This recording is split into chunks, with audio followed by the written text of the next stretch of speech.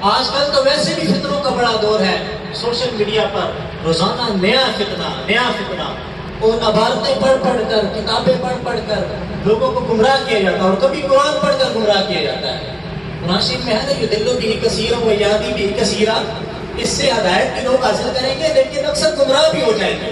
تو یہ وہ لوگ ہیں جو قرآن پڑھ کر گمراہ کرتے ہیں، وہ قرآن پڑھ کر اور سنا کر پھر دوسروں کو گمراہ اس طرح سے کرتے ہیں کہ اپنی مرضی کا مطلب بھی ان سے نکال دیتے ہیں۔ جو آیات بتوں پر نازل ہوئی، بتوں کے بارے میں ہیں، وہ اٹھا کر اللہ تبارک و تعالیٰ کی جو اولیاء کرام ہیں ان پر نافذ کرتے ہیں، ان پر اس کا لاگو کر دیتے ہیں۔ تو ہمیں پریشان ہونے کی ضرورت نہیں ہے، عقل کے گھوڑے دوڑانے کی ضرورت نہیں ہے کہ یہ کیسے ہو جاتا ہے، یہ کیسے ہو جاتا ہے۔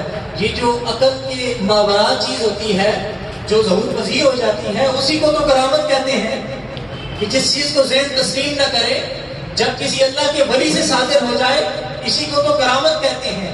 جب اللہ کے نبی سے صادر ہو جائے، اس کو معجزہ کہتے ہیں۔